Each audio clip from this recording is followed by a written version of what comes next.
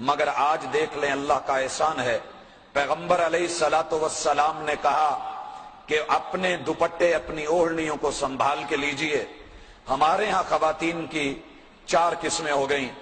پہلی قسم، خواتین نے دوپٹہ لینا گوارا ہی نہیں کیا، ضرورت کو محسوس ہی نہیں کیا۔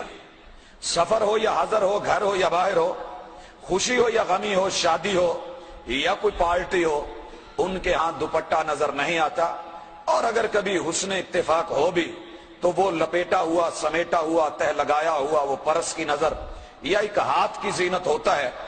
دوسرے نمبر پہ ہماری مائیں بہنیں، پیغمبر کی بیٹیاں وہ ہیں جو لیتی تو ہیں مگر جہاں لینے کا حق تھا وہاں نہیں، کندھے کے اوپر ایک سائیڈ پہ ڈال کر کے یوں آ رہی ہوتی ہیں، جیسا کہ کبھی پنجاب کا بدماش سلطان راہی اپنے ایک سائیڈ پہ پرنا ڈال کر کے مارکیٹ میں چل رہا ہوتا تھا، تو وہ منظر ہمیں آج دکھتا ہے۔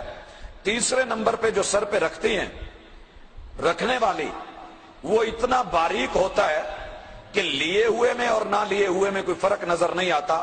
کاسیات عاریات، محبوب علیہ الصلوۃ والسلام نے کہا تھا اللہ رب العزت نے لعنت برسائی ہے ایسی خاتون کے اوپر کہ جو پہننے والی بھی ہے لیکن ننگی بھی ہے، لوگوں کی نظروں میں اور اپنے خیال میں لباس پہن کے آئی ہے لیکن وہ ننگی ہے۔ اور چوتھی قسم کہ جو لے رہی ہیں ان کا ڈیزائن یہ ہے، کسی مجلس میں ہوں، کسی سفر میں ہوں، حضر میں ہوں، کسی بھی مقام پہ ہوں، پبلک پوائنٹ پہ ہوں، سر پہ ایک مرتبہ لیں گی، پھر جھٹکا دے کے اس کو اتاریں گے، پھر اس کو سر پہ لیں گی، پھر جھٹکا دیں گے، اتاریں گے۔ تو یہ کھیل، یہ سلسلہ، یہ لوگوں کی توجہ کو اپنی طرف مبذول کرانا، کہنے والے نے کیا خوبصورت کہا تھا، سنبھلتا نہیں جن سے سر کا دوپٹہ، سنبھلتا نہیں جن سے سر کا دوپٹہ، سنبھالیں گی کیا وہ کلیجہ کسی کا۔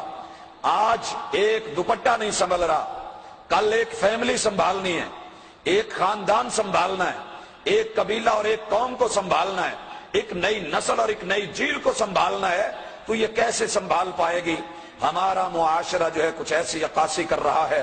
اور بھائیو، پیغمبر نے کہا تھا اس چیز کے اندر ہم مرد بھی شریک، عورتیں بھی شریک۔ یہ دن ہمیں کیوں دیکھنا پڑا؟ دنیا نے سب سے پہلے جس بند کو توڑا وہ بند حیا کا بند تھا، وہ رکاوٹ حیا کی رکاوٹ تھی۔ پیغمبر علیہ الصلوۃ والسلام نے کہا تھا لوگو اذا ذهب الحیا، حیا کو رخصت نہ ہونے دینا، حیا کو سنبھال کے رکھنا، حیا کو اپنے کنٹرول میں رکھنا۔ اذا ذهب الحیاء فاصنع ما تشاء، جب حیا جاتا رہا تو پیچھے کوئی رکاوٹیں نہیں رہ جائیں گی، جو دل میں آئے انسان وہ کرے گا۔ دیکھیے شیطان نے وَزُيِّنَ لِلنَّاسِ حُبُّ الشَّهَوَاتِ مِنَ النِّسَاءِ، یہ سب سے پہلی محبت جس کو مزین کیا، یہ عورتوں کی شہوات اور اس کی محبت۔ اور دوسری طرف عورت کو اس نے کیا کیا؟ ذوق تبرج دیا، ذوق خود نمائی دیا، ذوق حسن دیا، ذوق آرائش اور زیبائش دیا۔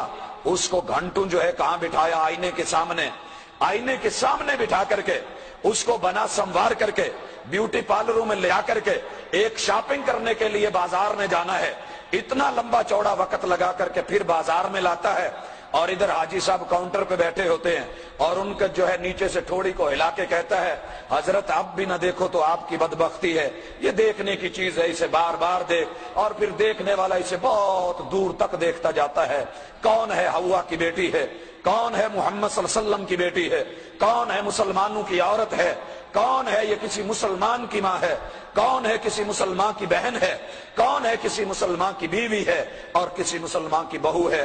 اللہ اکبر!